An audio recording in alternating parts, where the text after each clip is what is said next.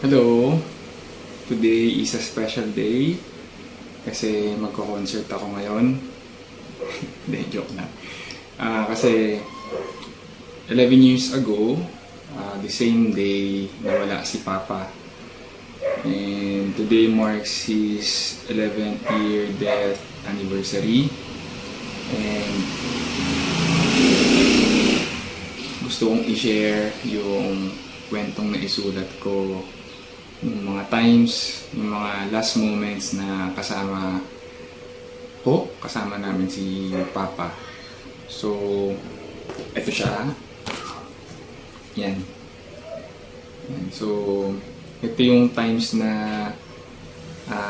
nahilig rin ako sa paggigitara, tapos nagsusulat na rin ako nun. So, ayan.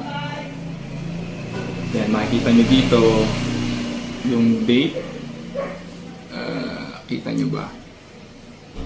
So, ayan. Ang title niya is If Only. If Only, Then Maybe. Yan. So, natapos ko siyang isulat ng October 16, 2012, alas 8 ng gabi.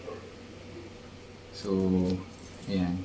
And then, so, October 16, so a month after, yun, nawala na si Papa. So, tinago ko lang tong sulat na to. Parang, memory lang. Pero, hindi ko siya matugtog, makanta. Kasi,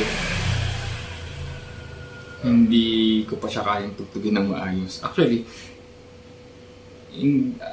naiiyak kasi ako pag tinutugtog ko. Ganon. So, lalo ng mga first few years na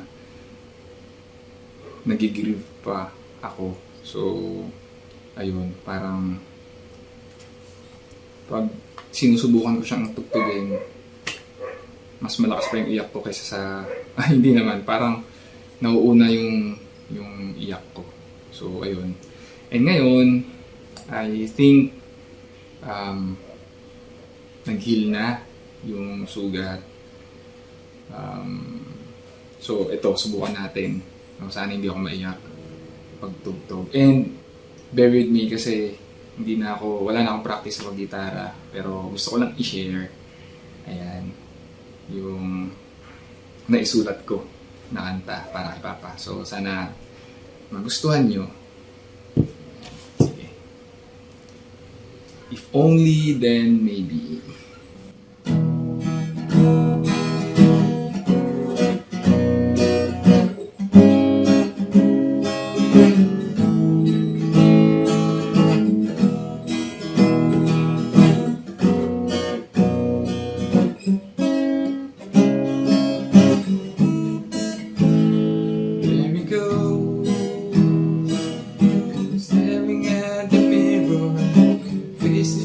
With this reflection once again, it's obvious.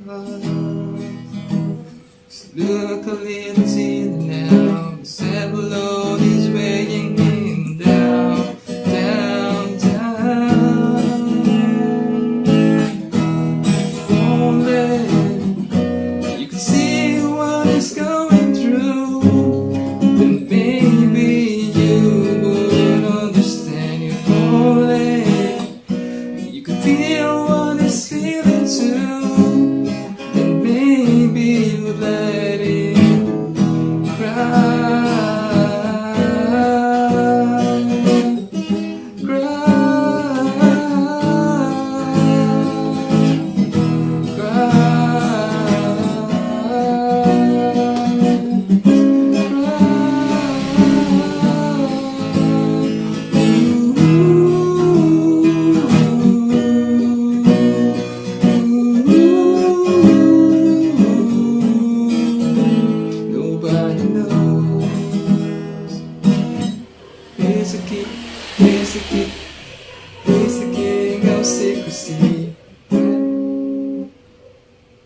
This bag of lies is running empty now.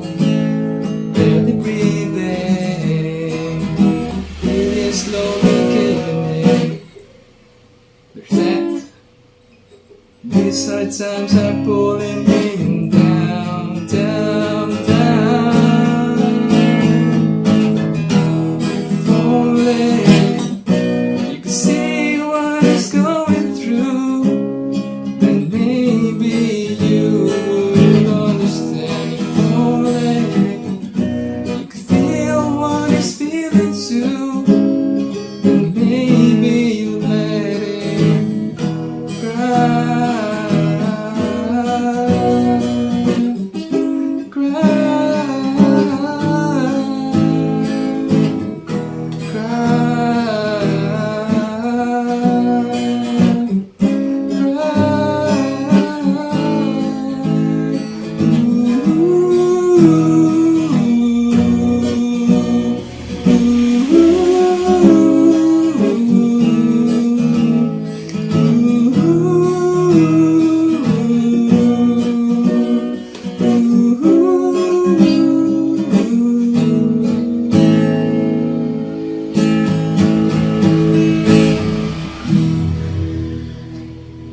Yun. So, talagang naiiyak ako dati kasi yung mismong lyrics niya, cry, no, so malungkot talaga yung kanta. Meron pa siyang bridge dito, pero medyo nalimutan ko na yung kung paano siya kinakanta, nalimutan ko na. Pero, ayan, parang ganito yung bridge niya. Live, exist in the world he once knew. A kid who doesn't mind what he does, where he doesn't know what, where he doesn't even have to try to fake each tear with a smile. Let's cover that. Only you could see what it's going through, then maybe you would understand. If only you could see, you could feel what it's feeling too, then maybe you let